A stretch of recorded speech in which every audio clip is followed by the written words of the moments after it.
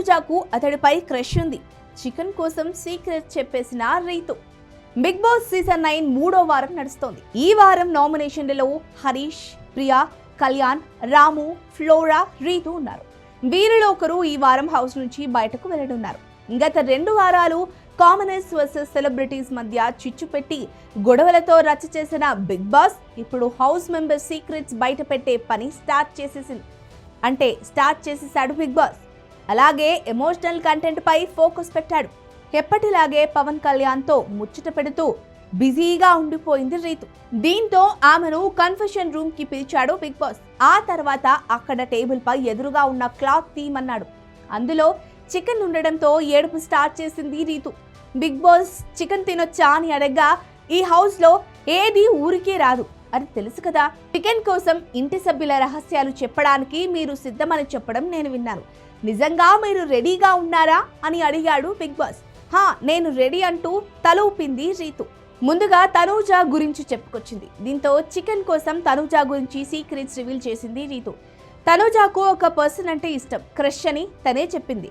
అలాగే కళ్యాణ్ మీద కొంచెం సాఫ్ట్ కార్నర్ ఉంది, కానీ లేనట్లు కనిపిస్తోంది. అది తెలిసిపోతుంది.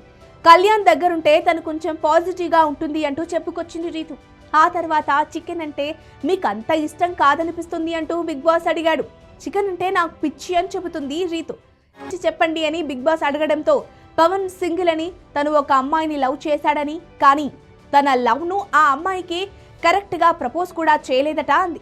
ఆ అమ్మాయికి వేరే అబ్బాయితో పెళ్ళైపోయిందని కూడా పవన్ చెప్పినట్లు రీతు తెలిపింది. ఇంతవరకు అతడు ఎవరిని ప్రాపర్గా లవ్ చేయలేదని చెప్పాడు. రాగానే తనపై మంచి ఒపీనియన్ ఉందని చెప్పాడు అంటూ చెప్పుకొచ్చింది రీతు.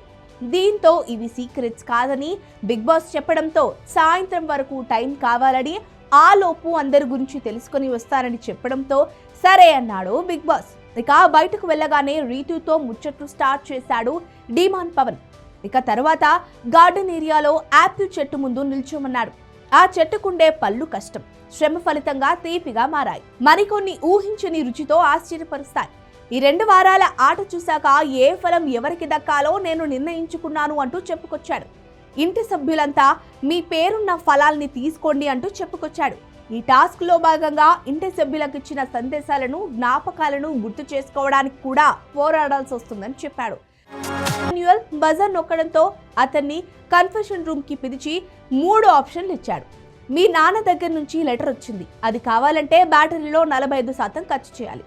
రెండోది మీ అమ్మ దగ్గర నుంచి ఆడియో మెసేజ్ వచ్చింది, అది కావాలంటే 35% బ్యాటరీ తగ్గుతుంది. చివరగా ఫ్యామిలీ ఫోటో ఉంది, అది కావాలంటే 25% బ్యాటరీ ఖర్చు చేయాలని అడిగాడు బిగ్ బాస్.